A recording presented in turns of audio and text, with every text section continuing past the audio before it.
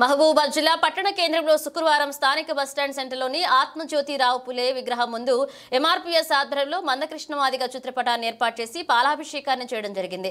ఈ కార్యక్రమానికి ముఖ్య అతిథిగా ఎంఆర్పీఎస్ మహబూబాబాద్ జిల్లా నాయకులు బచ్చలి వెంకన్న మాదిగ మరియు ఎంఆర్పీఎస్ మండల ఇన్ఛార్జ్ మంద ఏకమల్లులు పాల్గొని కార్యక్రమాన్ని నిర్దేశించి వారికి సైతం మాట్లాడుతూ ఎంఆర్పీఎస్ వ్యవస్థాపక అధ్యక్షులు మందకృష్ణ మాదిగ పోరాటం 30 సంవత్సరాల సుదీర్ఘ పోరాటం వల్ల సాధ్యమైందని తెలుపుతూ భారతదేశ అత్యున్నత న్యాయస్థానమైన సుప్రీంకోర్టు ఎస్సీ వర్గీకరణను రాష్ట్రాలు చేయవచ్చనే తీర్పునిచ్చినందుకు హర్షించదగ్గ విషయమని పేర్కొంటూ ఈ విజయం మందకృష్ణ మాదిగకు మరియు ఉద్యమంలో ప్రాణాలు అర్పించిన మాదిగ బిడ్డలకు అంకితమన్నారు। ఈ కార్యక్రమంలో బహుజన నాయకులు బంధు వెంకన్న, ఎంఆర్పీఎస్ నాయకులు బంధు కుమరయ్య, చిలిమిళ్ల ప్రభాకర్ మాదిగ, ధర్మారపు మల్లయ్య మాదిగ, ధర్మారపు శ్రీనివాస్ మాదిగ, వడ్లకొండ యాకయ్య మాదిగ, లంబాడి హక్కుల నాయకులు బట్టు నాయక్ పాల్గొన్నారు। 2024 వరకు అల్పెరగని పోరాటం చేసిన మందకృష్ణ మాదిగ గారు సుప్రీంకోర్టు గ్రీన్ సిగ్నల్ ఇచ్చింది। నిన్న ఆగస్టు 1వ తారీఖు నాడు 30 సంవత్సరాల పోరాటం ఈ అమరవీరులకు అంకితం చేస్తున్నాం, మాదిగ అమరవీరులకు అంకితం చేస్తున్నాం।